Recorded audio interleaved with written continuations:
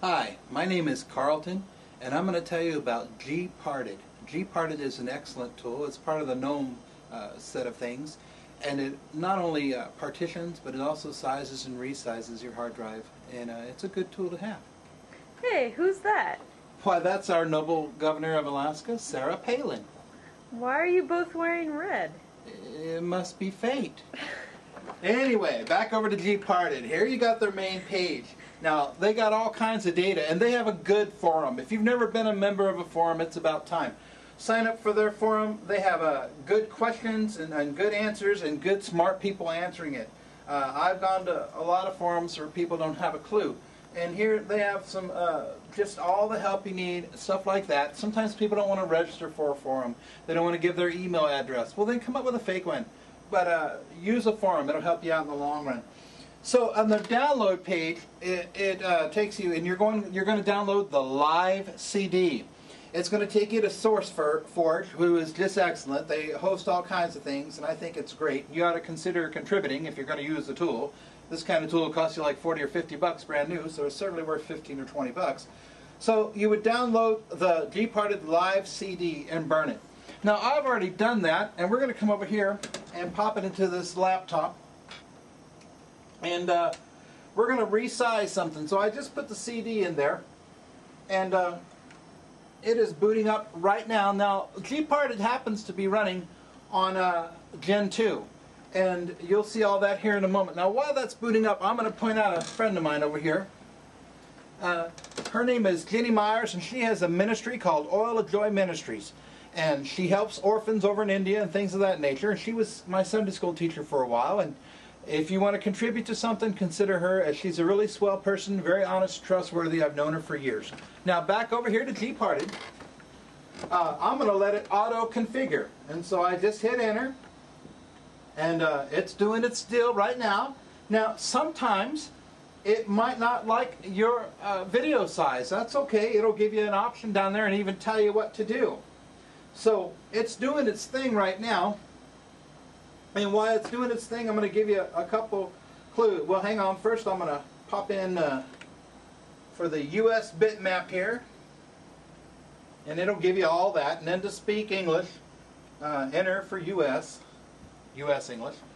While that's booting up, let me give you a couple clues on passwords and stuff. If you're using Windows, you want a 16-digit password. Windows writes down all the password numbers up to 16 digits, and then after 16 digits, it puts in a null character. So that's what you want to do. When you're writing down passwords and things of that nature, if the letter 1, you might want to use the additive angle. That's the little roof at the top, so you don't confuse your 1s with your L's. Or with your letters, you might want to underline a letter if it's supposed to be a capital. That way you won't confuse capitals with lowercase letters. And that's just a couple tips. Plus, I always keep a paper clip around to work on my CDs. Now I tell you what, you take a paper clip, unbend it, and it will open any CD. So here we are. Can you see that pretty good? That is Gparted right yonder. And are you able to see it okay there, my lovely assistant? So on here it tells me I've got 20 gigs roughly of NTFS file system, and I have 36 gigs of swap. Now, I'm running on the swap here is basically I'm running Open Solaris version 69, but I'm doing it on a Linux swap because it makes it easier for resizing. I would not advise resizing UFS. And so now here we go to resize. Now what I love about this tool is you can just use the mouse. I click on what I want to resize, and now I'm going to come over here and I'm just going to resize it. I guess I got to hit this button here where it says resize. There we go. And now I'm just going to pull it down however much I want it to go. Let's see, right there. That ought to be good because I'm going to throw BLinux on here later. And then I just click resize and move. And then click apply. And once again, and so that's what it's doing. Now it says it's done. So I will close this. It's doing some more stuff. And here in just a second, now I'm done. There's the size I have left. I got a little under 3 gigs. And I was able to resize my, my partition 2 there. And if I want to put a file system on this unallocated partition, I can do that right now as well. So I will do that. I'll just right click and I'll make it new. And I'm going to leave it a primary partition. That's kind of important when you're dual booting. I'm dual booting with Windows and Open Solaris here. So we'll make it primary, and I'm going to make it swap as well, because I'm going to be putting Linux on here, which is basically Open Solaris with a Indian kernel.